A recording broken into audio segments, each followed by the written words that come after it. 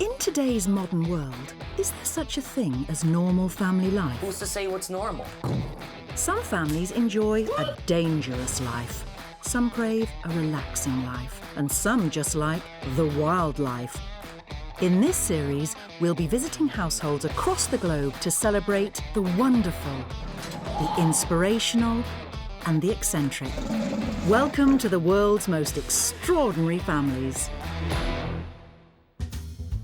In this episode, we meet an extraordinary couple who opened their home to half a dozen children, all with one thing in common.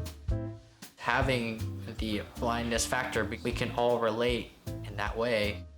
In Denver, Colorado, we meet the Williams family, who built a multi-million-dollar family business selling a controversial product. Once in every 50 years, a new market like this opens up, and we actually were there day one.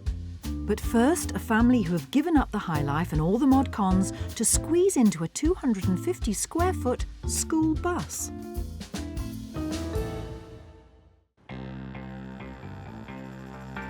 Welcome to our home. Everybody want a tea?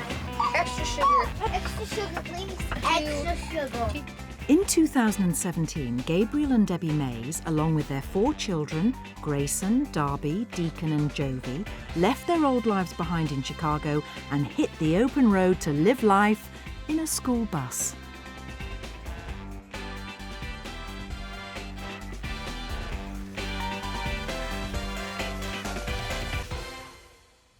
This is basically our living area. We like to have one big open area between the kitchen and the living room. These couches actually pull out too into a bed if we were going to have guests. This is the bathroom. And this is the only closet that we had built in. This is the kids' bedroom. No, Deacon's bed. That's Deacon's bed. Or this is our master bedroom. But before their new life on 4 wheels, the family were living the American dream. House that we had before was 5,000 square feet. It was a lot of space. Everyone had their own rooms. Our bedroom was just huge. I was a successful man in business, ran a really good agency, and big house, fancy cars. To fund their luxury lifestyle, Dad Gabriel worked long hours running an online consulting business, which meant Mum Debbie took care of the 4 kids and their huge home. It was my whole world was just staying home with them and taking care of that big house. It takes a lot to clean and cook and do all the laundry. Despite their comfortable lifestyle, the couple felt distant and disconnected from one another. Debbie, my wife, is the most amazing woman on the planet. And what's crazy is you would think that most women would want what she had prior. But in that type of setting, Debbie was miserable. We were just unhappy with where life was at. We were really disconnected as a family and as a couple. Debbie realised she needed to bring the family closer together, much closer together. I saw a young couple that had converted a school bus. They had done a documentary about the conversion process, and I was like, yeah, heck yeah, we could do this. Debbie's audacious plan was to move out of the family home and onto a school bus in search of a fresh start. The idea of living on a school bus was terrifying to me. I just never imagined that we'd be the kind of people living in this type of situation. But despite Gabriel's reservations, he was on board. Okay, whatever it takes. I want to be closer with my wife, and I want to be closer with my kids. So what does that look like? And for us as a family, it looked like moving onto a school bus. With Gabriel convinced, he planned to run his business whilst on the road and rent the family home. The next people to tell were the kids. I was like, well, we're moving onto a bus? That's crazy. My parents told me that I'm going to move onto a bus, and I just started crying because I didn't want to leave. They made it the best decision ever. With the kids ready for adventure, the couple bought a Thomas-built, high-top school bus they christened Schoolie. It's 10 years old, it's not super rusty. When it was bought, it was yellow. It looked like a normal school bus. The family hired a company to convert the bus into a livable space, fit for their family. We're dropping our bus off and we'll see it when it's almost complete. To pay for their new bus, they rented the family home and used the money made from Gabriel's business. The cost from beginning to end was $38,000. So yes, it was expensive, but what a crazy, awesome investment it's been. And for Mum Debbie, she had the opportunity to design the perfect mobile family home. I designed everything on the school bus, so I spent probably a good few weeks planning out every single inch of the space. When you only have 250 square feet, literally every inch is important. When we designed the bus, we had to make sure every part of it had good storage because we knew that that was going to be a huge difficulty. So we have storage under each of the couches. This side is for the kids' toys, and then this side is for the guitar and some books that are mine. Above the TV we have storage, and just every available area pretty much I put storage in there. I found the process really fun because we'd always had houses in America just have the same kind of style, and I have more of a Scandinavian modern style. It's like designing a dream house, but just on a very small scale. With the bus complete, the family were ready to begin their big adventure. However, they were about to hit a bump in the road.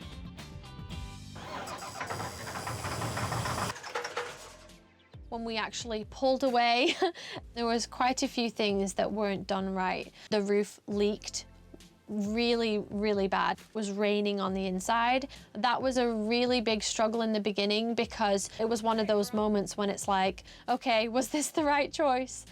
So this is the road life. It's one thing after another. Yeah.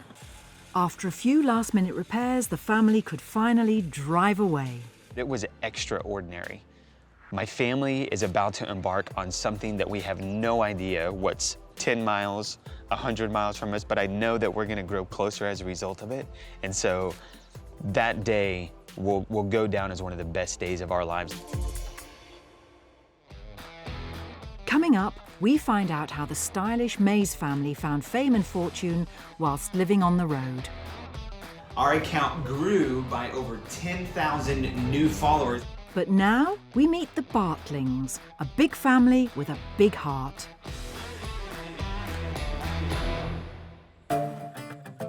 In Oakton, Virginia, kind-hearted couple Joe and Karen Bartling have adopted 6 children from around the world who are all blind. I'm David. I am the second oldest of the 6 blind kids. My siblings are pretty cool. We have Hannah, who's the oldest. I am considered the talkative one and the funny one too. Dun, dun, dun, dun, dun, dun, dun. Bethany's the quiet one. Abby is a funny one. Rip it. Jessie doesn't say much. She's a girl of few words. We have Obed, and he's like the lovable one. He's like the really crazy man. Really fun to hang out with and play around. How you doing out here, Obed? Mr. Cutie. The blindness actually pulls them together, and their common experience of being, visually impaired is, is something that they all have. Sugar baby mine. Although their 2 biological sons, Joel and Brian, have now moved out of the family home, day-to-day life for the Bartling family is done with military precision and an early start. She's all buttoned up. Right, Jess? Day-to-day is quite a chaotic experience at our house. The alarm goes off very, very early, and Karen gets up usually around 4:45 or 5 o'clock in the morning to get kids ready to go to school. Not only are the 6 children blind, but daughter Jessie has autism, and son Obed lives with cerebral palsy. Jessie and Obed will be like this forever. That's just the way it is. And so in some ways it's like Groundhog Day. This story of this extraordinary family began in 1986, and it was love at first sight. Joe and I met on a blind date. My friend told me, well, you're not gonna like this guy, he's not your type, and she kind of, painted such a horrible picture that when I saw him, oh, he's not that bad. We met and were married within about 4 months. The couple had always dreamt of having a large family. Husband Joe had a son Brian from a previous marriage, but after the birth of their second son Joel, they received some sad news. We were diagnosed with unexplained secondary infertility, which comes as a result after you've already given birth to a child and then you just can't seem to conceive or have another child. We started down the path of adoption. We never tried to adopt 6 blind children.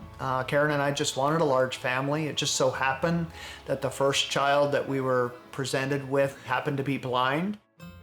At the time, Mum Karen owned a gift shop and she overheard one of her customers talking about a family in South Korea who were fostering daughter Hannah. She was looking for a permanent home. First, when we found out that she was blind, it took us, probably 2 weeks trying to kind of wrap our brains around, could we care for her? Could we take care of her needs, meet her needs? In 1996, the couple officially adopted 2-year-old Hannah, who was born with no eyes and a love of singing. Mrs. O'Grady, she was a lady. She had a daughter whom I adore. I started singing when I was at our children's choir at our church. It makes me feel happy. It's just very enjoyable. Next to join the Bartling brood was another little girl from South Korea, Jessie. One day I was putting Hannah on the school bus and I went to the mail and there was a publication that we get for parents and teachers of blind children. And I started leafing through it and there was Jessie's picture right in the middle of this publication saying parents needed for blind girl from Korea. And in that moment, I just knew that she was our daughter. In South Korea, where Jessie was born, the authorities decided because of her disabilities she was unadoptable. But just before she was to be put into an institution, the Bartling family swooped in to bring her home. Jessie has severe autism and severe intellectual disabilities in addition to the fact that she is blind, but she's mobile, she's fun, she's musical, she brings so much life and happiness and joy to our family. We just can't even imagine life without Jessie. Good job. Go! As we play. Oh, Jessie's playing the drum. With 2 new daughters in the family, just 1 year later the couple received a phone call from a social worker about another young girl in India who was found abandoned in a bin. Good job, Babs. You're giving 5. Yeah. Abby, when she first arrived, she got off that plane and came toward us in her buggy, and we had no idea. We thought, oh my goodness, she's got a lot going on. Abby suffers from Fraser syndrome, a rare disorder that affects development. The condition can also result in the eyes being completely covered by skin. Abby she's quite a miracle. She is rare amongst the rare in this genetic disorder that she has, in that she is so healthy and she is doing, so well. And so we just couldn't be happier.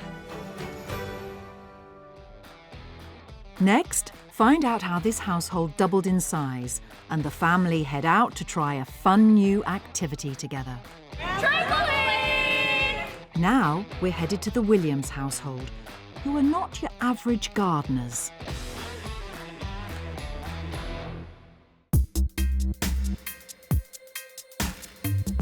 Back in 2009, brothers Andy and Pete Williams started a new family business, selling marijuana. We produce about 8,000 pounds of marijuana a year, and we sell it all out of our own dispensaries in one form or another. It's all done legally, of course, as the family live in Denver, Colorado, where since 2014, anybody over the age of 21 or over 18 with a doctor's recommendation can buy marijuana from a licensed dispensary. Buds and younger, earlier, and ready to harvest. The family business sells medical and recreational cannabis and employs 10 members of the Williams extended family.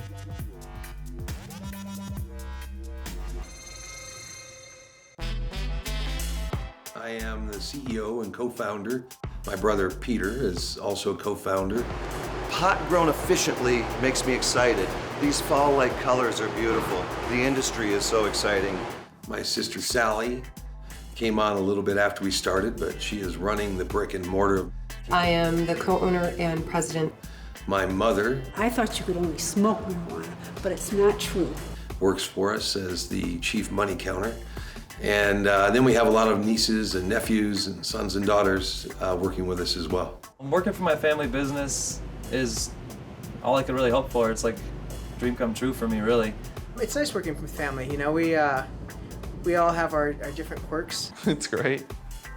It's, you know, the people making the rules are my family. They are now one of the top 5 largest marijuana businesses in the US, turning over around $40 million a year, and it all grew out of Pete's basement. I just had an interest in the industry because I was a pot smoker and I paid for the product all the time, so why not grow it yourself? My brother had been growing and supplying people with document recommendations, their cannabis, for a number of years under the Constitution. And I had the business savvy. He had the green thumb side of it. And I went to him and I said, let's join up and go big in this industry. We are the luckiest family in the world. To get that initial investment, the brothers didn't head to the bank. In 2009, they decided to approach their mother. But first, they had a confession to make. I had been growing in the basement for probably 6 months or so. She had been over at my house a couple times, and my house smelled like pot. I never even knew what marijuana smelled like. Her first reaction was a little bit of shock that Peter did marijuana and grew marijuana. That was a surprise to her, but you know, she's very open to these things and got past it quickly. Peter and Andy came to me and asked for investment, and then they said it was marijuana. And so I was completely baffled. It was actually Michelle's husband Lou who decided to invest $150,000 in the brothers' venture. Shortly after I got married to Michelle, Andy and Peter approached me with a business proposition. And I discovered in a very short time that it was marijuana, cannabis related. And I made them quite a nice loan of money. With their stepdad's initial seed money, the brothers moved out of Pete's basement and into a warehouse. Over the next 5 years, the business grew. But in 2013, they hit a financial crisis. I really needed somebody to take over the finances. Things were just in a wreck, and the business was at risk because of it. And so the brothers called upon their big sister to get them out of trouble. What turned out to be sort of, yeah, I'll help you out for a couple months part-time. I'm now running the company and full-time and working 80 hours a week, so. Sally is really taking over the leadership of the family. She's becoming the family matriarch, and Sally is the boss. A lot of people ask me what it's like working with my family, and they can't imagine working with their family, and I can't imagine not working with my family. Next, we find out what happened when Mum Michelle tried cannabis for the first time. In the middle of the night, I ended up crawling to the bathroom. Now, back with the Mays family and living in such close quarters is getting to Dad Gabriel. There are moments whenever living on this thing sucks.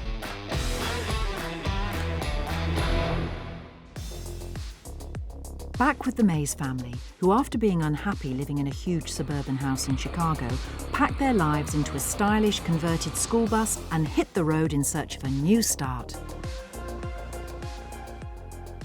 Since we lived on the bus, we have been all over. And I guess the easiest way to say is we started in Tennessee and we ended up on the West Coast in California. We travel a lot of places, but my favorite place so far was Sacramento. The views of the mountain and going to K1 and just spending time as a family, and then just explore the world and just go wherever we want. To fund their new bus life, Dad Gabriel continued to run his website design business whilst on the road. Basically, the way that we make money is from behind the computer. And we've been doing that for the past couple of years, and that not only gives us the opportunity to live like this, but it also gives us to work from anywhere we want. The reason that we can do what we do is because we run our own companies and we're able to be flexible and be online, and that was kind of our dream, was to be able to start a business that could travel with us wherever we go. And so we work really hard, but we love it because we can set our own schedule and we can travel and we don't have to worry about that. We run our businesses together, and she may be cleaning right now, but I even do some of the cleaning as well and cooking. And it's just is awesome teamwork, you know, hence the Maze team. We say teamwork makes the dream work, and yeah, it's awesome. Our marriage has gotten stronger, our family unit has gotten stronger simply because we get to do everything together. I get to clean the bathroom, and my brothers also have chores, and we get paid after we do our chores. Since I'm 7, I get $7. My chores are doing the call and also cleaning this whole place.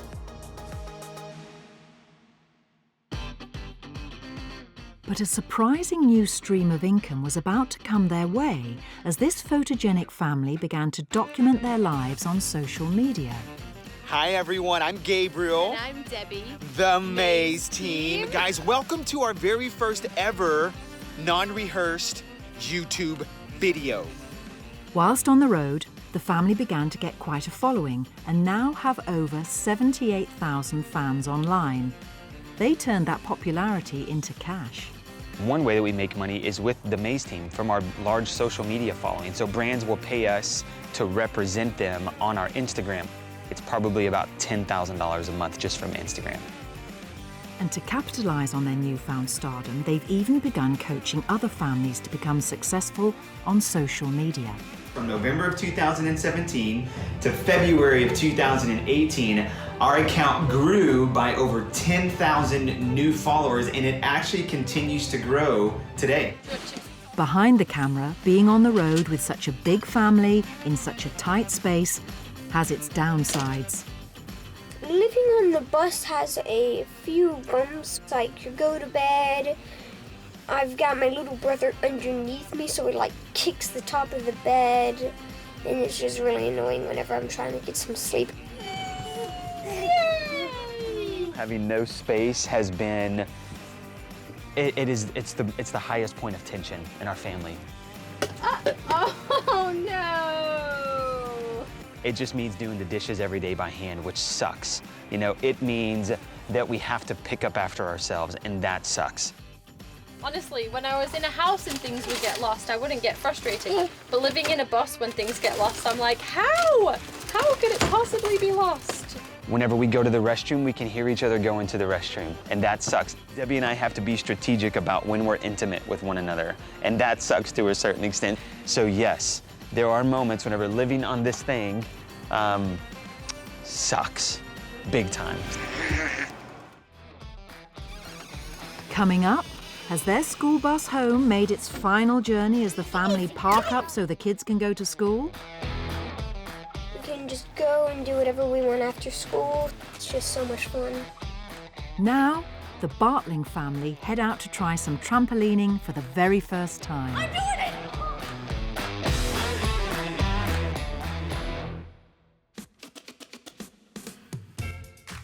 I like crazy. In Virginia, Joe and Karen Bartling, along with their 6 blind children, are heading off for a day of trampolining.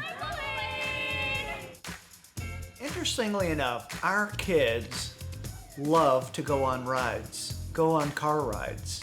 And we call them drive-by vacations, or they could be sightseeing trips. They have no idea what we're going to see, but they love it.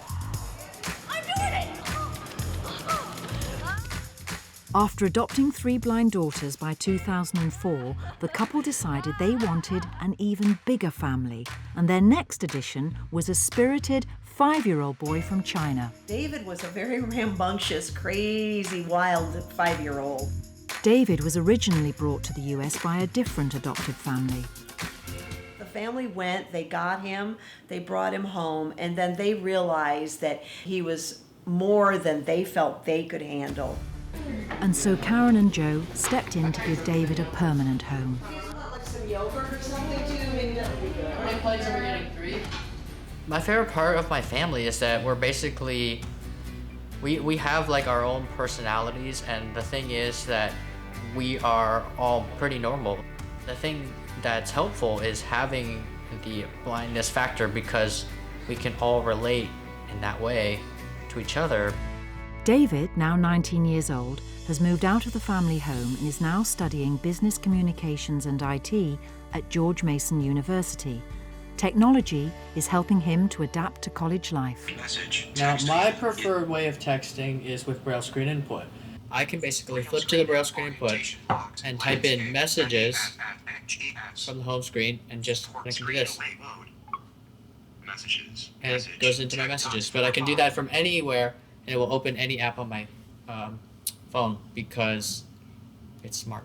David started college this semester, and yes, I was petrified. Not 100% sure, that he would be able to navigate his way around campus, which he's doing just fine. He seems to be enjoying it, and I've actually seen a maturity in him just in a few weeks. It's amazing. The Bartling family now had 4 children born without sight, and after a call from their social worker, they were about to adopt a 5th, the first of their children to be born in the US, Obed. Obed is a very affectionate little boy.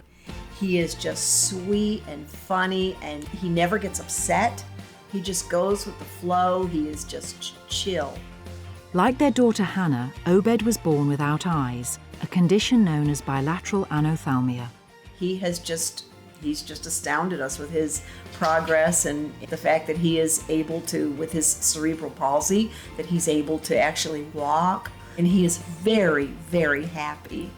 By 2006, the family had 2 biological children and 5 adopted children, all with various disabilities. But Joe and Karen weren't finished yet. However, this time, to get their final edition Bethany, they'd have to take on the government of Thailand. Right away, we were told, you're too old, because every country has its age restrictions. You have too many children in the home, and no. Bethany, like David, was adopted by a different family in the US, but they decided not to finalize the adoption. A few years later, the Bartlings received a call to adopt Bethany. And here she was, now 7 years old, finally coming home to where she should have been all along. But now we didn't have to go up against the restrictions and all that with Thailand, because now it was a domestic adoption. An Orbit reader, it is a braille display that you can connect to Bluetooth with your phone. The braille comes up onto the display, whatever it's saying on the screen. Living in a family with 6 children, all having different disabilities, comes with its challenges. Are you pushing me If away? we put Jessie's Cheerios in a bowl, she'll throw the bowl across the room. So she much prefers them just on the counter. We do it her way, right? If the training is not there, or sometimes even if the training is there and the supports aren't there, it just, what one family can't handle, another family is usually, ready to handle.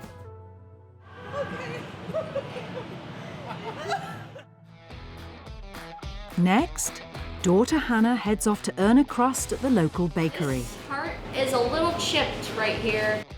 But now, back with the Williams family, who are discovering the life-changing effects medical marijuana is having on their customers. She said, because what you do allows my 5-year-old niece to function.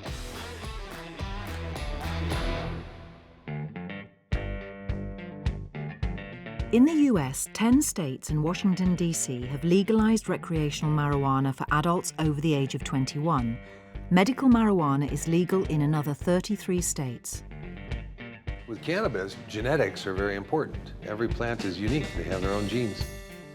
The family business has 2 main branches for sales, medical and recreational. Over here will be the recreational side, where anybody can come and buy marijuana or edibles or vapes, all kinds of different products. And on the opposite side is the medical side. So a person will come in here with their prescription, sign in, and then come on over to the medical side. And they have a larger selection of product, because if you have a medical issue, you want to have consistency, so they get that same product every time that works for them. We're getting the hybrid cartridge by batch. It's going to be a real nice height and euphoria in between. Real good bubbly head height, a little bit of a body height. Everybody's very passionate about what they do here, so it makes it easier on us because they give you the spiel and just the friendly faces as well. Another stem of their business is MedFarm, the family's very own scientific research facility. They're discovering new ways marijuana can be used in medicine. What makes us unique in the United States and maybe the world is our ability to not only analyze what we produce chemically, but also to produce it in a pharmaceutical grade level. We're going to be doing research with different universities and different colleges of medicine for sterile dosage forms such as injections, eye drops, inhalations also. This is meant to provide researchers the tools that they need in order to advance the science of cannabis. In 2017, it was reported that legal marijuana sales exploded to $9.7 billion in North America. The industry remains to be heavily regulated and taxed. It's very highly regulated. 14 or 15 licenses to operate it. There's no difference between the pot itself. The taxing is different between med and rec. It's about a total of 36% taxes paid on recreational bud, and it's about 8% tax on the medical bud. The sale and use of marijuana is still considered controversial, and recreational sales are illegal globally, except in Uruguay, Canada, and 10 US states. So how do the family feel about dealing in a product banned in most of the world? People are going to smoke it anyway. And if you can tax it to its maximum, it can really benefit society. But like any mind-altering substance such as alcohol, the family recognise that marijuana should come with a health warning. I think using any substance, there are inherent dangers. You could have a bad high, right? You could be paranoid, you could be very lethargic. Those are some of the more common side effects. I would say it's less addictive than coffee, it's less addictive than cigarettes, but no substance that alters your body is necessarily without risks. You can't die from over-consuming cannabis. You might have a bad experience, but you can't die like you can from drinking a whole bottle of alcohol that you shouldn't have drank. So, do the family ever sample their own produce? I started smoking cannabis in high school, probably 15 years old. I've never smoked marijuana. I don't smoke marijuana a lot, but for the most part, I'll take a daily dose of CBD.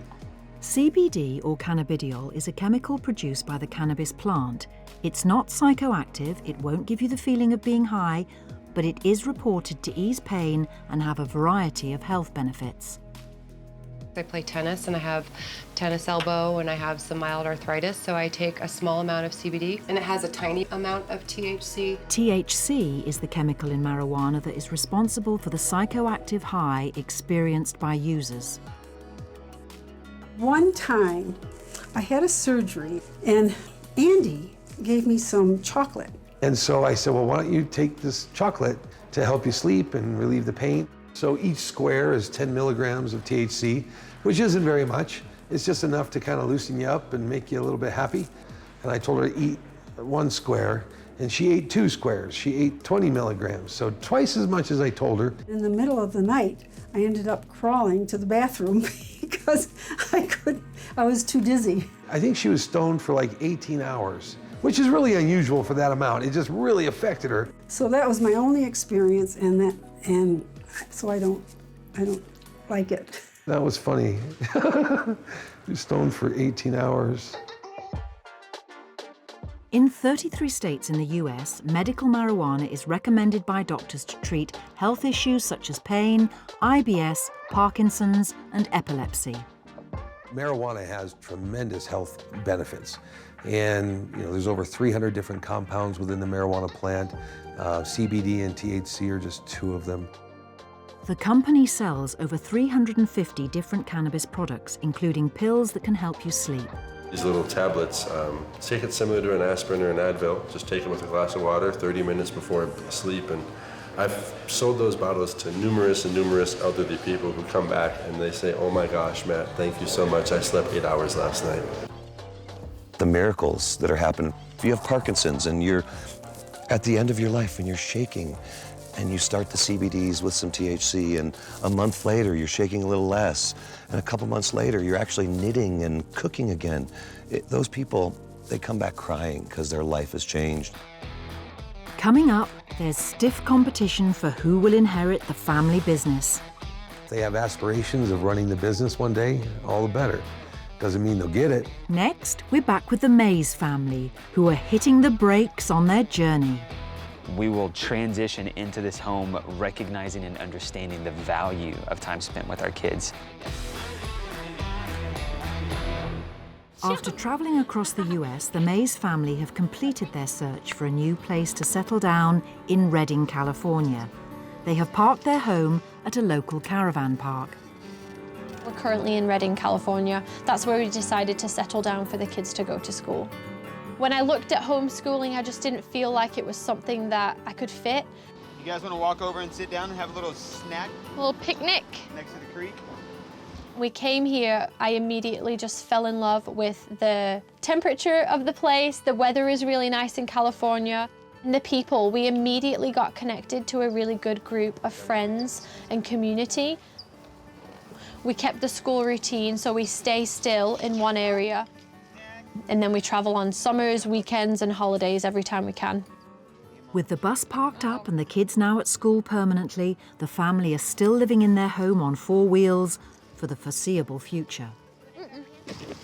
One of the best bits about having a bus is that we can pick up the kids after school and then go somewhere and have a picnic in a completely different scenery. You know, get away from the mundane. The opportunity is endless with it. I like how it moves around. I like to go just to different fun places. We can just go and do whatever we want after school. It's just so much fun. Now the family are planning to continue living on the bus, but do want to move back into a house eventually. We really have always dreamed about building our own house. Part of the reason we chose living on the bus is to save money so that we could build a house in the future, but the connection was the #1 reason. But will the couple have the same issues that made them up sticks in the first place? Whenever we go back into the house, some things that we'll take from this experience is the connection with our family. We will transition into this home recognizing and understanding the value of time spent with our kids. I think that my parents made the best decision ever to get us onto the bus. We love the lessons we've learned through it, and I really think that our marriage wouldn't have made it if we hadn't have made this choice. I think that we would have just continued that life of disconnection. The ability to go and travel across America it's been a beautiful experience. This decision to flip our life upside down for the sake of our marriage and our kids, this has been the best decision we could have ever made.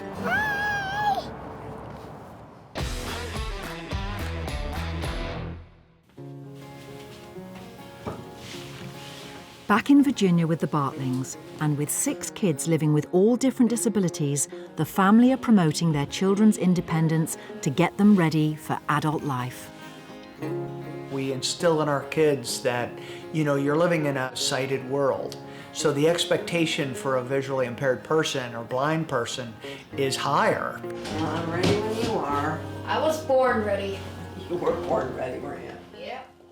Some of the children are already benefiting from that preparation. Son David is now at college and daughter Hannah is heading to her job at a bakery. I like everything. Washing dishes, drying dishes, and making recipes. And I like scooping cookies. And I like going into the chocolate room and packaging room. And now he's coming. Thank you. You're welcome. Hannah was in special education, and she went to an academy basically for job training and that sort of thing. And fortunately for us, she had taken culinary classes, and they paired her with a coffee shop and bakery in town that employs other people with different kinds of disabilities working alongside typical employees. It's the first time they've ever had a blind person or even a visually impaired person in their kitchen. Kelsey, this heart is a little chipped right here.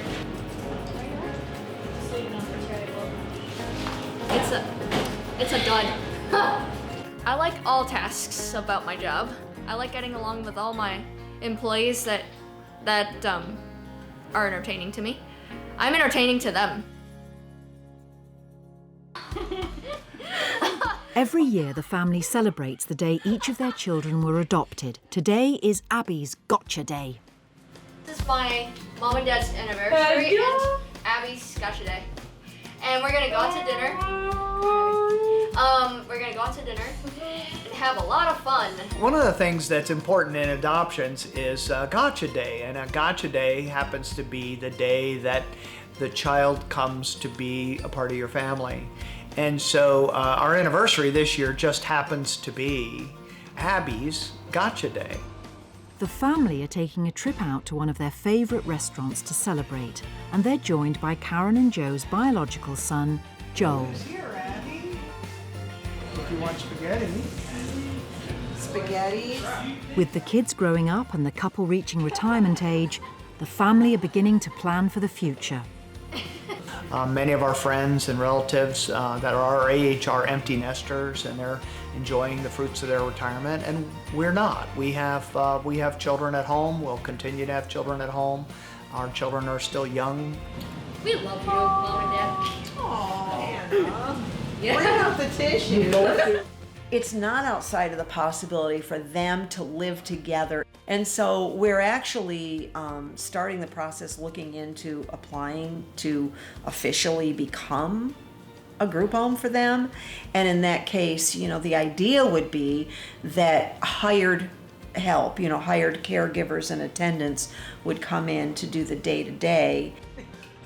It has its challenges, certainly, but, you know, without the challenges, then, you know, there wouldn't be any reward either.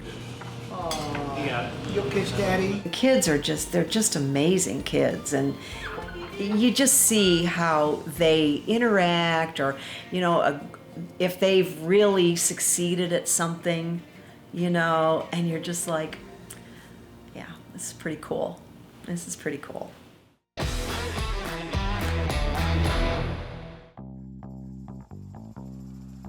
In Colorado, the Williams family business is now turning over $40 million a year and employing over 130 people, including 10 family members. But none of this would have been possible without the support and investment of their loved ones. This is all pleasure tonight, no talking business. Without Lou, this wouldn't have started, so we do what Lou wants. Remember that day, that picture they snapped of me? Yeah. Well, and we got the check. They're smiling, and I'm holding the check, and I should have held on tighter. Okay. You wouldn't let it go. And if you looked at my face, it was filled with fret. Three Musketeers. Peter, one of the founding family members, has now retired from the marijuana business and is living a more mellow life. My life a lot lately has been sitting in the backyard and enjoying my pets. With a Williams family member at every turn, could the next generation take over the family business? I started working there. I turned 21 and immediately left my job at the gas station and started working for Medicine Man. I get to see things that most people will never get to see in their lifetime, and that's what I see every day, to the point where I'm like, oh, psh, there's weed on the floor right there. Somebody sweep that up, you know? This is Sarah, my granddaughter. I think working with my family would be awesome, but I know that we'd get on each other's nerves a lot, so I don't know how much I'd want to do that. My hopes for the future are just to expand all over the country, maybe even into other countries, just to keep putting out the best product possible, giving out a lot of help and medicinal benefits to millions of people, hopefully someday. So that's where I'd like it to see us go in the future. No matter how old the children are, I'm always mom. Now it's grandma or Grammy. All of our kids know that they have an open door policy. Once they turn 21, they can come work for us. If they have aspirations of running the business one day, all the better. Doesn't mean they'll get it, but I love it when they tell me that. Everybody could see this. Can you read that from here? Can't say enough about how well they did in their vision, and the dream that we all had came true.